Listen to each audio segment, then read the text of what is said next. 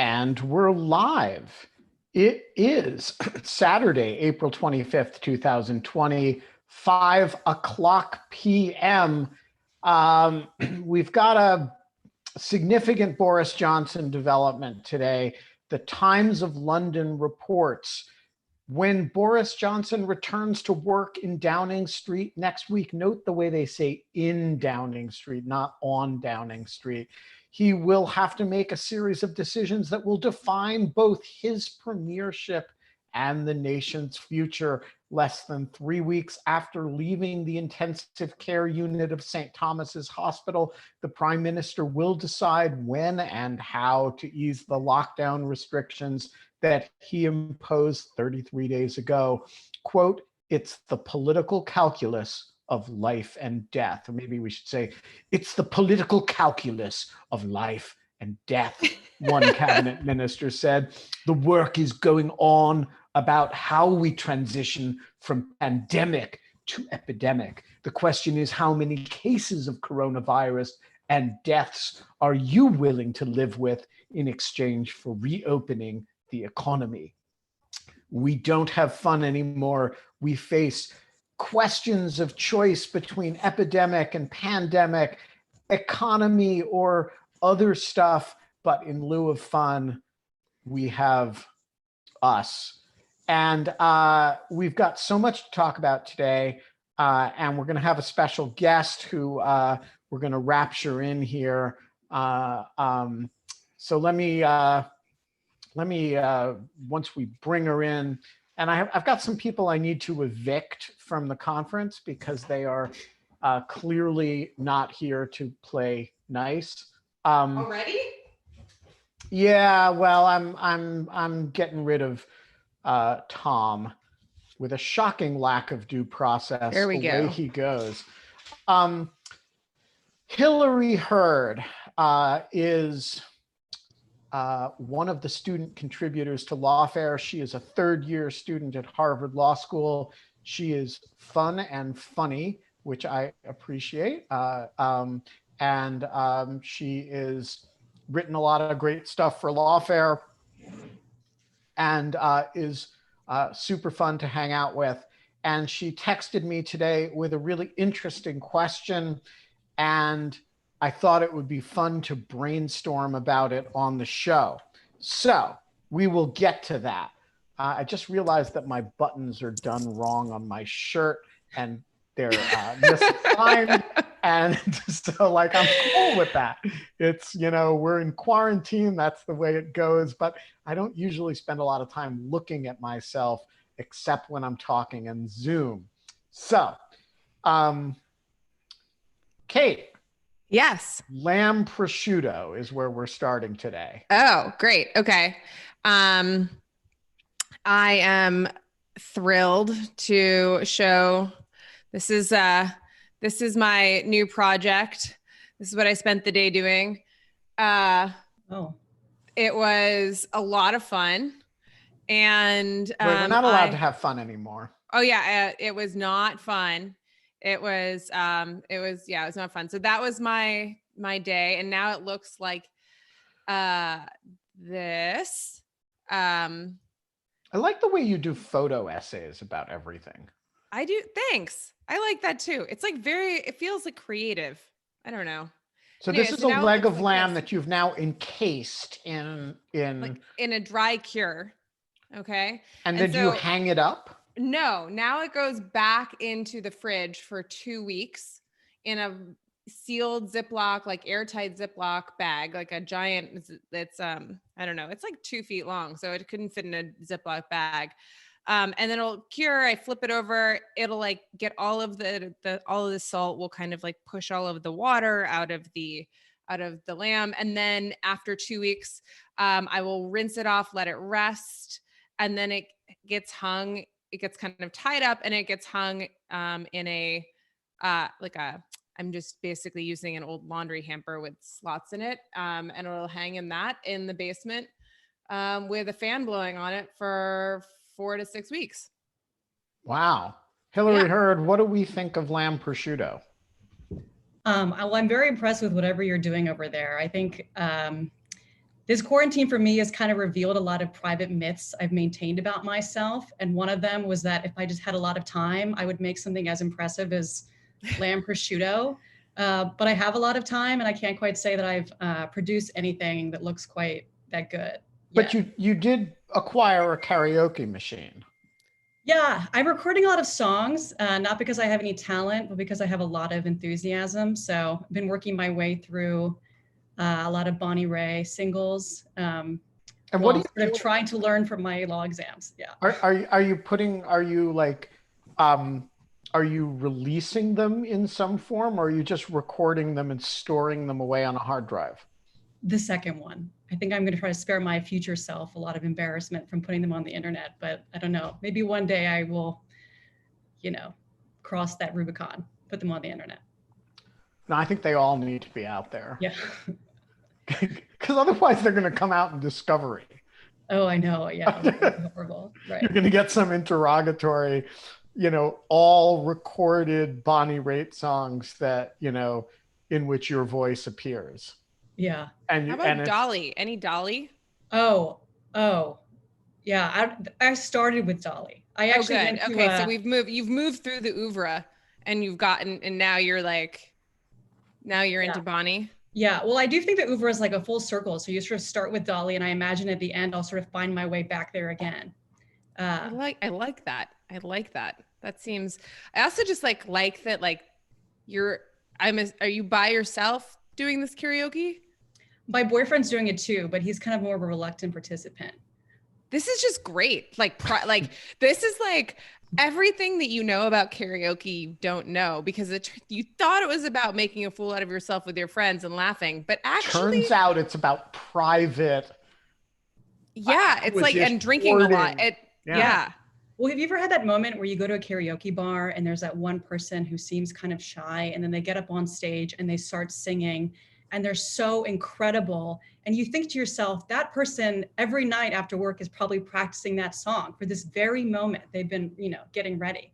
So that's kind of what I'm doing. The next time I karaoke, I'll have been practicing for. Hillary, I have never done karaoke, really. Neither have I. What? No, maybe you should lead us in a karaoke. No, that's a terrible idea. Yeah. You would not be the first to have sung on In Lieu of Fun, because Maggie, that was amazing. With La Scala background did. Yeah. So anyway, if you want to sing on In Lieu of Fun, we certainly wouldn't discourage you. Okay. Next agenda item. Are you going to tell us about your cool technology? Oh, my little Mevo. Okay. So what is this thing?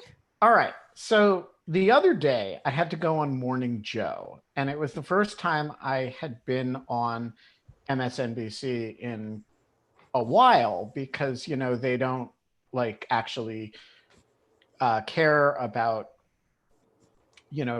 Trump and the law during the coronavirus crisis, understandably. So somebody redid the, the distracted boyfriend meme with the current girlfriend as former federal prosecutors and the beautiful woman walking by as epidemiologists. And that kind of describes my life, though I'm not a former federal prosecutor, just like TV kind of ignores me now, which is fine. I'm happy to be stuck at home. But the other day I went on Morning Joe, and I had never interacted with them through Skype before. And so the cameraman told me I set up my shot with this blue background. Oh, sorry, I'll show you the blue background.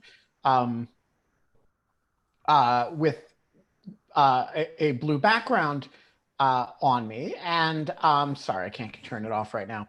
And they asked me to move the shot a little bit, and unbeknownst to me, the way they had asked me to move it showed a whole basket of laundry. And so I started getting email that your laundry is on Morning Joe, which was fine. But I thought maybe I should have a little bit more control over the shot, so that, I could get just my face with the background, and maybe my webcam on my machine was not the optimal arrangement for network television. So I asked my the guy who does the technical side and the recording side of the Lawfare podcast, what's the best little webcam that I can get for just I mentioned, since we're doing In Lieu of Fun, thought maybe I could use it for this as well. What's the best little webcam I should get? And he told me to buy a Mevo, Mevo. It says that they're out of stock. I'm looking at the website. On Ian's advice, I ordered one and it showed up the other day. And so first of all, it won't interface with Zoom, which is why I'm not being filmed with it right now. But what it does do is it interfaces with your phone or your iPad. It has an extremely powerful camera, and it gives you exquisite control from your phone of the camera. So like it'll take a wide angle shot of the room, but then if you touch your face, it'll zoom right in on your face. And it will also stream to many services at the same time. So for example, instead of doing what we're doing now, we could have, be streaming to YouTube, Facebook, Vimeo, and Twitter all at the same time. Cool. And it allows all kinds of sort of control that Zoom does not allow. And so I thought it might be fun to try this using this technology, but I actually don't know whether it'll work. So, because it's complicated and it's like a little bit more elaborate. So I thought what we would do, instead of just jumping into it, since I have acquired it by accident, is I have to, when my son finishes building his, what increasingly turning into a mask factory, I am going to take this little camera over there and do a live streamed tour of the factory. Cool. And then people can decide whether we should transition to Mevos for purposes of In Lieu of Fun or not. Anyway, that's the cool thing. I think that's awesome. Hillary, you had an agenda item. Yeah, well, I had a question, and I'm curious to pick your brain and Kate's brain about this question, which is, I mean, obviously the president's been giving very, frequent press conferences and trying to inspire hope in the American public about the coronavirus Drinking outbreak. Bleach. Right, and suggesting some pretty crazy solutions, one of which is to inject, I think he might have said, disinfectants, like, I don't think he used the word bleach, but suggested as much. And so I was just curious about what are some potential legal remedies that might be available to people who perhaps, in this dire time, listening to the press conferences, take the president at his word and think that maybe this is a good idea. And Ben and I, we were talking, and obviously it's quite difficult to sue the president directly, dare say impossible, when he's doing something official. But there are a lot of media outlets that are reproducing the president's statements. And so whether people listening to those media outlets in good faith and relying on the advice they're receiving might down the road have a cause of action. That was something I was sort of curious to talk about. All right, so let's... It's a great question. It's a great question. It's a really interesting question. And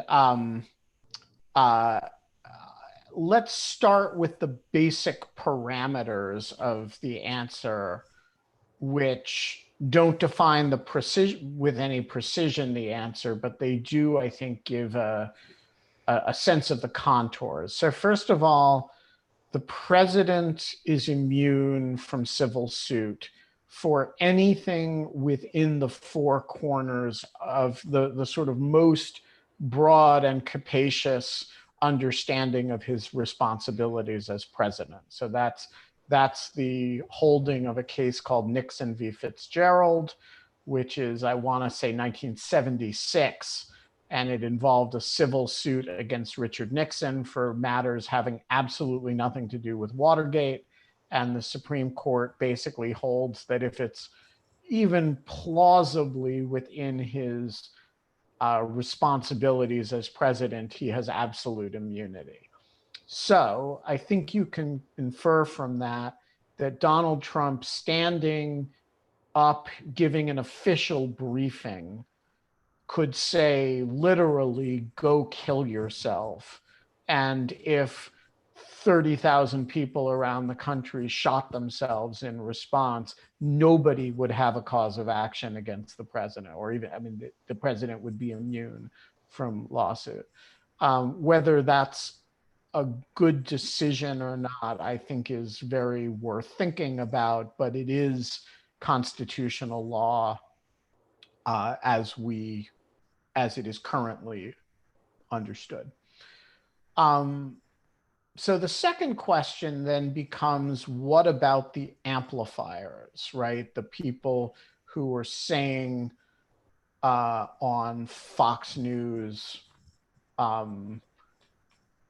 you know, right, drink bleach. I don't know if anybody is actually doing that, but the amplifiers of it. And the issue there, I think, is that the First Amendment is a heck of a product liability standard, right? And so you have an absolute right to report what the president says.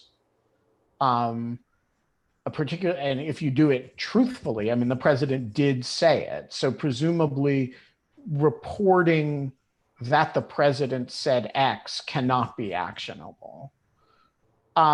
And then if you are inclined as a matter of opinion to defend X, I think it would be very hard to, I'm just struggling to imagine what the nature of the allegation would be. I suppose it would be some kind of reckless endangerment tort, right? I was actually thinking it would turn into a communications tort, Hillary's, or what Jack Balkin calls the communications torts, but I think is a nice way of kind of thinking about them, which is be it's not it doesn't involve any of the privacy stuff, but it would be, it's obvious, as Ben pointed out, it's an interesting layered problem of defamation. The question of whether the president said it is certainly it's also not defamation because it's not about you. So it's not it's a lie, but lies are fine. It is you can lie all the time. So I think that the interesting kind of issue is it's not defamation. It wouldn't be any of the privacy torts. I guess it could be intentional infliction of emotional distress or something intentional like that. Infliction of physical distress. Or reckless endangerment. But I think that all of these would be this is just too attenuated. It just none of it would pass muster in terms of causation. It's just straight up false graph type thing, right? And it's just too far. It's first of all, it's they're incredibly robust, as Ben said, against under a First Amendment standard, and newsworthiness is an incredibly robust reason for publishing anything. So it was just you really just wouldn't. And the only other thing I'd mention is that maybe there's criminal charges, but that also seems very deeply, deeply hard to make the case with. Even if you had 30,000 people kill themselves, that's just not how the criminal liability system works. Right. So here's my alternative theory, which is that you're looking at the wrong action. So basically, the president standing up there and saying something outrageous is something that has a political remedy, which is, vote for Joe Biden. And it's never going to be resolved in tort or in court. It's not even going to be resolved in impeachment, apparently, although it should have been. What were you going to say, Hillary? Oh, nothing. Go Oh, ahead. okay. I thought you said, or thought you were going to say something before. But yeah. but there is an issue that I think does give rise to liability, or plausibly could, which is these organizations that are urging people to come out on the streets in state capitals and protest are actually taking an action. They're organizing a protest, and they are telling people to do something. Right. And when those people do it, they are significantly more likely to get sick. So now imagine a situation in which, I don't know if you guys have seen the pictures of what's happening in Madison, Wisconsin today, but there are a lot of people in front of the state capitol in Madison, Wisconsin. They are not social distancing. And so imagine you have a situation that develops kind of like that South Korean church, right? Where you have a bunch of people who get sick, and it is reasonably attributable to their presence at a rally that was called by an organization that did not take reasonable precautions to make sure people were social distancing, that called the rally in defiance of state and federal advisories, and that those organizations are known to be bankrolled by national organizations or being pressed by national organizations. Could you develop a legal theory in which certain national organizations or funding organizations are liable for organizing protests that endanger their participants? Yeah, that's really interesting. I mean, I was just thinking of both of the things that you just said. I mean, my instinct in all of this, as like I'm not even a minted lawyer at this point, but hopefully soon to be if I, pass my pass-fail exams. And the bar. What? Right. Oh yeah. Well, got to pass the bar, Hill. I keep forgetting about that because they keep, canceling repressing it. Right. But it's just my instinct was originally in tort and thinking about defamation, which obviously, as kind of Kate was saying, doesn't totally seem to fit in this context. But at the same time, I mean, if I'm a company and I go on TV and I say something about a product that's not true, and I lie about a product, I'm not immune from lawsuits. I can't just make up stuff about a product. And so I have to imagine that if you're a news outlet in an opinionated way, you're saying something about what a disinfectant like Lysol could do or Clorox can do, aren't you making a claim about a product that then people are relying on? I mean, you're not the maker of the product, but I have to imagine there's some kind of deception in trade analogy that would be covered under that would be under like the Food and Drug Administration administrative law, right? And those types of laws are really based around, they get around First Amendment. We constrain what people can say about different products because it's a type of commercial speech, so it gets less protection. That's not the realm you'd be in here. Like, unless he said specifically, like, he didn't say use Lysol, right? Right, exactly. He didn't say a specific. Yeah, it's like, instead he said this more general statement. But your point is a correct one, which is that there are ways, there are places that we like, and commercial speech is a huge one. That's how we basically get the commercial speech doctrine, is how we kind of get around the ability for like to constrain freedom of expression on packaging and promises of like various types of products. But that would be under like that. If it was something specific like that, yes, like it would it'd be a violation under like the FTC, or possibly even like some type of like, I don't just like, there's nothing that he said it's dangerous, but it's just like it wasn't specific enough. It wasn't targeted enough. It wasn't, and it was made by a person who really does have stronger protections against civil or liability than like most other people. And so, and then which by the fact that he stated it makes it automatically newsworthy, which, is kind of this interesting problem. But yeah, no, it's like, there's no, as Ben said, like the remedy that you want is a political one, or I would even argue a private one. You'd want certain types of places to stop carrying like those types of statements. You'd want Facebook to take down links that show that like of him stating this thing happened, right? And like, or something like that. Right. It makes a lot of sense to me that if you took Trump's direct quote and you put it on Fox News, it doesn't create the source of legal liability that you're talking about with like the FDA example. But I'm just imagining a scenario where, as Ben was sort of alluding to, when media outlets are kind of expanding upon the news, commenting upon the news, giving examples of what Trump might have meant by disinfectant, then are they not entering into this maybe more dangerous territory of endorsing products? Or, I mean, in the same way with Trisha Reagan, who was saying that, you know, the COVID outbreak was sort of like an effort to impeach the president. She's sort of giving her opinion about the risk of COVID, and telling people that were listening to Fox News that COVID wasn't really a risk. And so that seems to be different than saying, you know, reporting what the president thinks the risk of COVID is. I don't know that we've ever seen this before in terms of a public health crisis and people being, but like, well, actually, I take that back. Really recently, I mean, the AIDS epidemic, there were, you know, was not taken seriously for years and years and years, and was killing huge swaths of the population. They just tended to be people that we had marginalized. And so didn't care as much about until like kind of became a mainstream thing. And I think you saw something happen in like hyper speed here of like a few people trying to resist this idea that there was a disease and that it was happening really quickly and there was a contagion and people were getting sick and dying. And then it very quickly, like the answer just became that we shifted the social norms and expectations of things.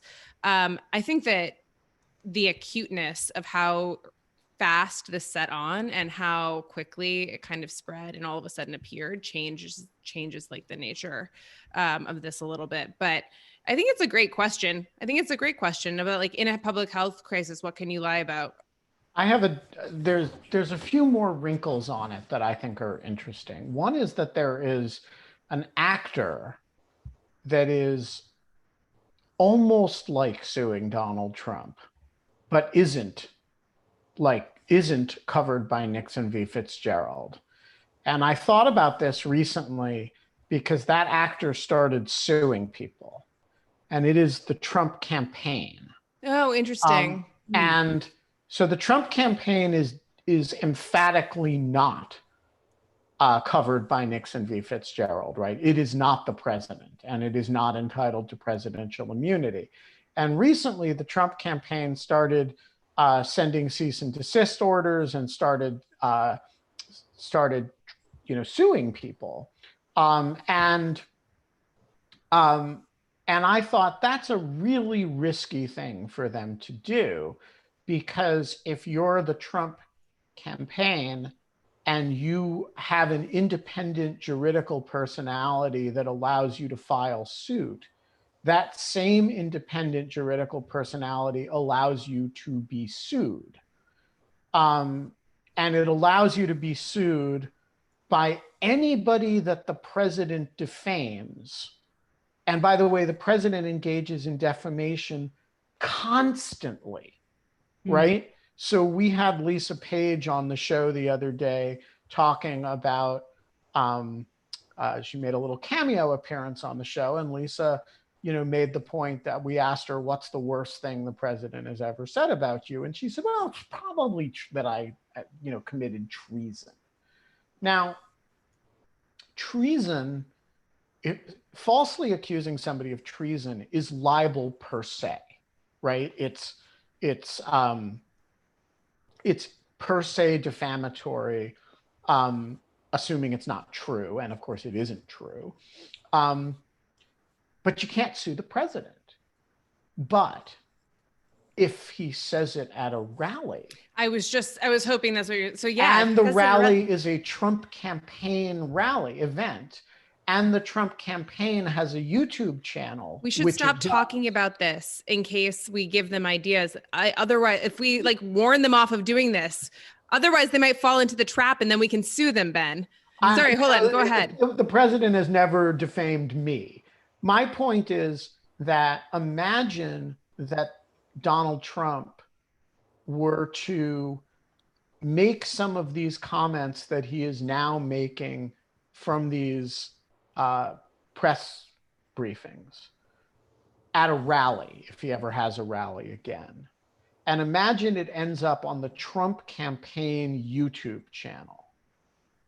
I think the Trump campaign is then amenable to all kinds of liability for to the extent that he accuses Lisa of treason. I think there's defamation liability, but to the extent that he says, go drink bleach, well, I don't know what liability anybody would incur for that.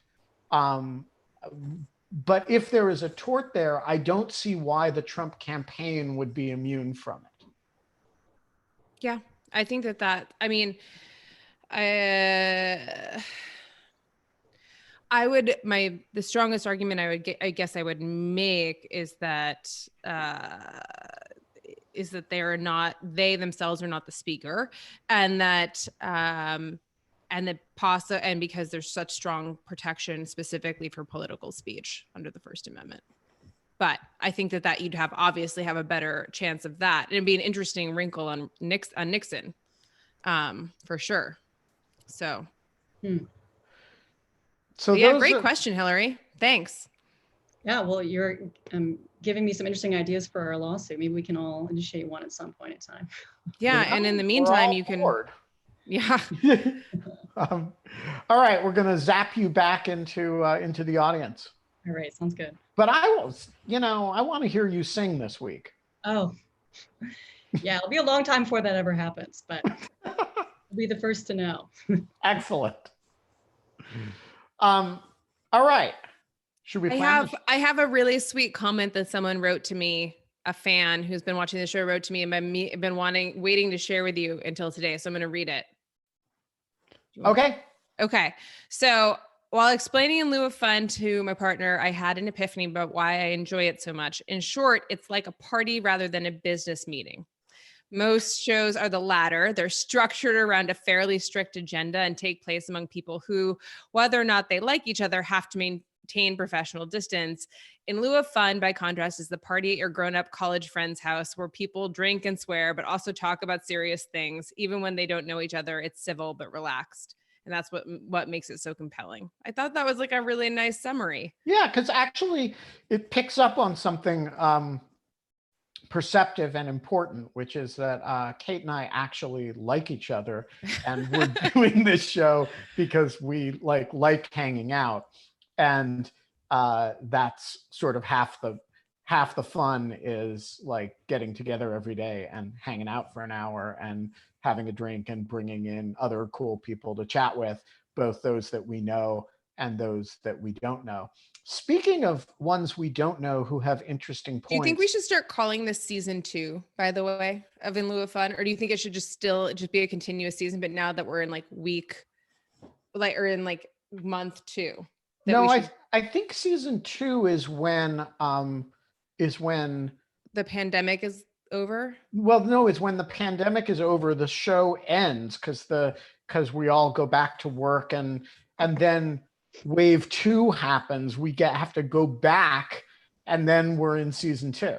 Oh, okay. That's true. Because the show is ending when we go back to our regular lives. That's true. Kevin R., you have a very interesting point on the liability question. Yeah, so as you were talking, a couple thoughts came to mind. The first was, do news organizations have a responsibility to filter the content they carry? And in particular, since there's a history of these press conferences, the Trump press conferences carrying dangerous information, do they potentially have a responsibility to not carry those live, either not to broadcast them, where there's different rules than not carrying them on cable? When you say have a responsibility, do you mean have a legal duty in law, or do you mean have some ethical responsibility? I mean, clearly they've got an ethical responsibility, but more along the lines of the legal question of, is, in another week when Trump needs to find some new unsafe cure, is there some liability, that legal liability? So at least I am not arguable, that's being I am created? not a First Amendment law specialist by any means. So, somebody will correct me if I get this wrong, but my impression as a editor and a publisher and a kind of amateur First Amendment person is that uh, a publication has an absolute right to report on the functioning of government, and that if the president is speaking in his capacity as president, that is an official government function, and any news organization has a absolute First Amendment right to publish the contents of that briefing. And you can object ethically to the manner in which some of them do, but I would be stunned if any court took the view that that was not the molten core of the press clause. Is there anything more to it than that, Kate? No, I mean, I think that I think it does mostly come down to ethics. So there are certain limits to what the press can publish that's truthful, if it's dangerous to an individual, or if it's like, so for instance, like they can't publish, like there's rules around what they can publish about minors, like their name and things like that, and they can be liable for that type of publication. But I mean, but that's not the functioning of government. I mean, the president right. stands up there in his capacity of president and names a child who was raped. Yes. You can still report President Trump named child X 5-year-old rape victim. Yes. No, completely. But I'm saying, like, the only limits pretty much on what the press is legally obligated, again, like, has to refrain from publishing or could face liability from legally are those types of like narrow exceptions around confidential information, or national security, or victims of various things. And the rest is all kind of ethical obligations that they kind of they voluntarily like adhere to, and of course that varies based on like whether or not you're like a mainstream media outlet versus like a fringe blog. And then like but basically for this, no, I think you're completely correct. This would just be solidly like, this is, that there's also something to be said for like, that's me. I know that everyone's been saying this about the danger of amplifying the fact that Trump said this. It's like, we're just so far past the danger of amplifying this individual. I feel like, I mean, this is like an acute example, but it's not even that much worse, I don't think, than a lot of the other things that have been said. And so like the counter speech of like publishing alongside a do not do this is like really where it's like a perfect example of, I think, of like the solution to this is not to like deny the fact that like Trump said this and shutter it and not let people know. The solution to this is more speech. Yeah. So, I mean, actually, on the national security side, the press has not a, like, formally, legally, not a completely free hand, but in practice, a completely free hand. Yeah. So if the press gets national security information, there is a provision of the Espionage Act that forbids the secondary transmission of certain types of classified information, i.e., if I receive it from a source in government who's authorized to have it and I'm not authorized to have it, that person has committed a crime. And if I then pass it on, I have also committed a crime. And that provision is broad enough to encompass publication. That said, it has really never been used to prosecute members of the press. And I think it hasn't been used that way in part because the government recognizes that application of it would raise very serious constitutional issues. So even on the national security side, the the press is really, really quite free. So I just don't think you're going to go back to Kevin R's question. I just don't think reporting what the president said is ever going to amount to rise to liability on the part of the press. And by the way, I don't think it should. I think it is not the press's fault that we have the president that we have, and their job is to report on the president. And I think there's a lot of room for good conversation about how they should be covering these briefings. But I don't think the answer is that they should be liable for for choosing to do it in ways that maybe I wouldn't do. I do think, one of our guests, Mike Pesca, made the argument on his show, I think, that, maybe the right answer is to not do it live, just, wait a few minutes, wait a couple hours, the world wouldn't end. I think there's a lot to be said for that, but I wouldn't create it as a legal obligation. And I don't think the First Amendment would tolerate that. The only argument I would say as we move towards an era of like deep fakes and other types of things, is that the value of doing something live is that basically it's instantly, it has a veracity built into it, that it's happening, as long as it is happening live, that you're not watching a tape that's been meddled with or something else like that. And I mean, it's not true in this case, but like live streaming a crime that's happening to you or things like that are very powerful in terms of like getting like kind of building in witnesses to like the event as it's happening. Well, now that I have a streaming camera, I know you're just going I'm just going to live stream everything. I'm going to like walk down the street with my little Mevo, like, ooh, I'm coming up on a red light here. Live stream my workouts, live stream my meals, because I think the world, clearly wants to know the details. More content. Yeah, exactly. More Ben Wittes content. Yeah, that's exactly what the world does not want. All right. So what else we're going to talk about next week? Oh my gosh, it's like 5:45 already. Jeez, yeah, let's plan the show. Fast.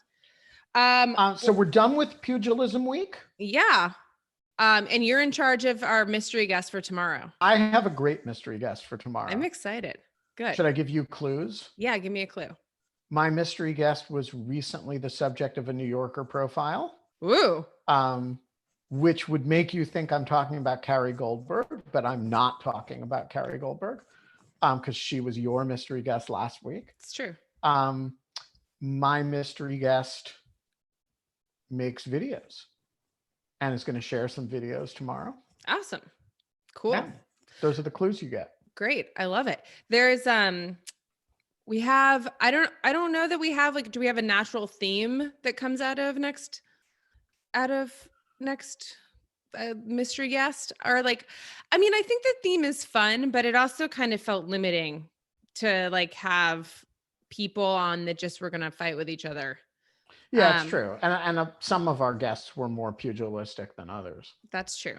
I can run off some things. I think we talked last time about Dahlia and Leah. We reached out to them and their game. And so, but that actually the teleconference oral arguments are not happening until week after next. So I feel like we should like do them the day after the first set of oral arguments and see what they think after having listened to them. So hold them for the week after this one. Yeah. I have Seth Magaziner, who's agreed to come on Friday. He is the treasurer of Rhode Island. That's a super interesting conversation because one thing we have not talked about on In Lieu of Fun is the super interesting and not fun subject of state finances. Yeah. And Seth is an old good friend from college. I asked him to be on the first week to be a mystery guest. And he was like, I just do not feel like it's the right time for me to be doing like a appearance like that as we announce these budget crises. But now he thinks he wants to come on, and he thinks it'll be fun and a good chance to kind of talk about what's been going on behind the scenes. So I'm super excited for that. Yeah, that's great. So that's Friday. Yeah. Bradley Belko, I've mentioned before, we could have him come on. I know someone who would be wonderful. Ada Palmer, who's a University of Chicago Renaissance historian and the author of a three-part science fiction series called Terra Ignota, which is all about what happens when we don't have any constraints on living in certain places anymore and do everything by being connected in super fast, basically like bullet cars. And it is like literally like, and you choose to live with the people that you choose to live with. And they're called like, you have all these communities and you select rule sets. And like, anyways, it's very perfect and kind of prescient for the world we're finding ourselves in. And she's fantastic. Let's definitely do that. I went for a long walk today with David Plotz. Ooh. And who's an old and dear friend, and I invited him on the show. So we should do like we can work him in this week as well. Okay, I'll see when Ada and you want to check on David. Yeah, I'll check on David, and then I think we also have the question of like who we want to bring back. Oh, I know. So like Daniel Citron and Maggie and Sarah Roberts all want to come on the show together again. That's cool. Do you want to do that? I think we could do that. Although I also think there are people who came on the show in groups who would be really good to have back as individuals. Yeah. What about like Nate or White. Alex? Well, Nate did come back. Oh, I guess Nate and Alex came. Well, should bring them back maybe together or as individuals. But I was thinking also of Ken White. Oh yeah. Which like we have many hours of things to talk about Ken White about, including, by the way, about civil liability. He and Josh Barrow had a short discussion of civil liability for the president and other actors over COVID-19 bad advice, and Fox News, I think they talked about. So like we could use that as a pretext and a starting point for a broader conversation with Ken. That would be great. Let's do Alex and Nate. Nate had a great webinar that he did out of Stanford that was like 120 people were signed on to asking questions all about like all about mail-in ballots and outcomes. And he had some really great stuff. So it would be fun to check in with him on like the state of elections and how they're kind of what the overall advice that he's giving to people is. So Ken White I also think in the Nate Persily, Alex Stamos department, there's another person at Stanford who is really worth our chatting with, which is Tomas Ilves, who was the president of Estonia until relatively recently, and who is a really interesting thinker on the nexus of Russia, cybersecurity, disinformation, and information operations in general. And I think he would be a very interesting person to shoot the shit with. Okay, cool. Well, that seems like a good number of people that we can reach out to. And if they can't do it this week, maybe they can do it next week. So do people in the audience, if you guys have suggestions from people you'd like to hear from, I know that people have asked for Shane Harris, and I will reach out to Shane this week as well. So if people have other suggestions, shoot them in the Q&A, and we can think about that as well. All right, we got about 10 minutes. What is on the table that you want to talk about? I don't know. I'm just kind of like, I kind of had a day of kind of it really hitting me that like I might just be here until January. and it just kind of really, like, it really kind of like I might not see my apartment again for like a very long time. And just kind of, that was like, I don't miss my apartment, which is also weird. It just, I can't believe that I've like, it'll end up almost, it could potentially be like 9 months of my life that I have just like left and picked up in 18 hours and filled my car and like with stuff. And then like, I don't know, that just kind of, it just, that I left with like 4 gray sweatshirts, 2 pairs of gray sweatpants, And 1 a leg pair of of lamb. jeans. What? And a leg of lamb. And no, I bought that at the grocery store, but you do like, but right. Like, I just think that that's like, But most people are like getting sourdough starters started. oh yeah, But you're like, I could give you a like, sourdough starter. I have a no, great sourdough starter. I know about you and sourdough Okay, starter. right? Like, No, I'm like, everyone's like, shut up about your goddamn shit sourdough I starter. look, your sourdough starter produced the best letter we're likely to get. I know. So I'm pro. Oh God, I have to rate that guy back. Anyway. But the point is, a lamb prosciutto is more ambitious than a sourdough starter. Oh yeah. I mean, also like, I've built my own gardens and done all this stuff. It's really, I definitely do when I'm feeling anxious, or I'm feeling like I don't have control over things in my life, which I think we all are feeling right now. My default is like, some people eat a lot, some people exercise a lot. Like, I just like to make things, honestly. I just like to kind of like make things and create things. And I guess that's a great impulse to have, except it can't be constrained. Like, you couldn't like give me a writing assignment and I'd be like, yes, I'll do it. It has to be something I want to do or I find interesting. But at least you get the lamb prosciutto at the end of it. Well, I'll mail you some. All right, I'm down for that. Yeah. All What right. about you? How was your day going? I had a exceptionally lazy day, except for a long walk with David Plotz, and I am I have to go out to my cabin in the woods, where yes, I will take some pictures of Baby Cannon and tweet them for all of you Baby Cannon fans. We really should do like an episode that's devoted to the story of Baby Cannon. I might actually do tomorrow's episode from the cabin in the woods, in which case I will have Baby Cannon in hand when I do it. And I can tell the story of Baby Cannon tomorrow if you want. I would love that. I've never heard the whole thing. It's not that long. It's just, it's just one of those weird things that happened in 2017. It was a weird year. So yeah, I have to go out to the cabin and get it ready for the cabin is going to be taken over by urban refugees who don't want to be in DC. And so they asked me if they could use the cabin. And nice. maybe we will have one of them as a mystery guest tomorrow if he's somebody who many of you will, whose name many of you will know, and is going to be living in the cabin for the next 6 weeks or so.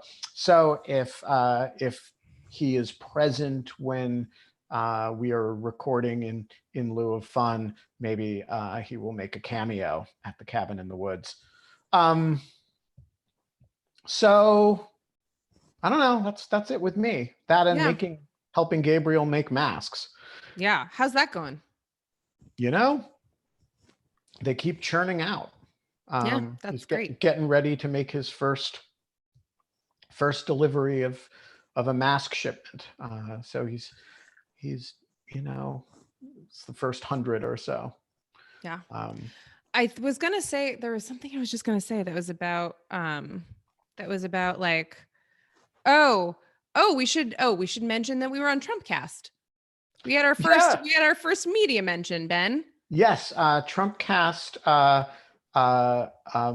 We seem to have inspired an episode of Trumpcast. I haven't listened to it yet.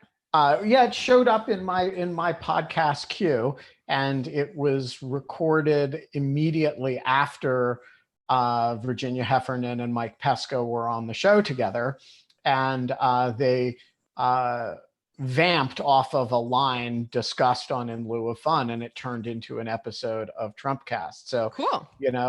you saw it here first, guys. All right, we should wrap up. What's our sign off for the day, Kate? Oh man, I thought that I was done. I was like finished. Have had like they flitted into my head as I've like gone through this week, and then I don't write them down, and then I forget them. But yeah, I don't know. I don't have one. I just think that like, I don't know. I think that we didn't even discuss Kim Jong-un and whether or not we should like change our metric from being Boris Johnson. But we got to talk about that. Because Yeah. like the thing about Boris Johnson is that we knew he was sick. And the thing about Kim Jong-un is we don't know anything, right? we never know anything about fucking North Korea. It's North Korea. Like, So should we switch to like maybe a little transition where we do Boris Johnson? well, it could be this, fun because Kim we could just Jong-un make it this? up every single day, and it doesn't have to be true. There's no one that can prove us wrong. Right. And So, it could eventually seamlessly transition. Let's just depending give on- him different diseases and then make Yes. him He right. has rickets. Yes. Yes. Okay. Tomorrow we'll have to.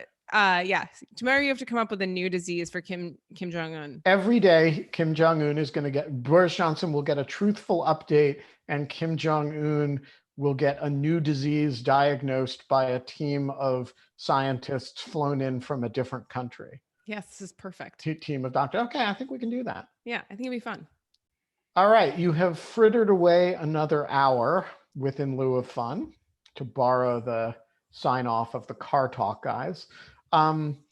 I would read the credits, but there are no credits. Oh, I have one. If we're going to steal NPR things, we can say like signing off from Zoom, from In Lieu of Fun Zoom, where all the children are above average and where all of the Zoom backgrounds are above average and all of the where all of the lady justices drink scotch. Yes, there we go. And record podcasts. Yeah. I like that. All right, Kate, I will see you tomorrow. Bye, Ben.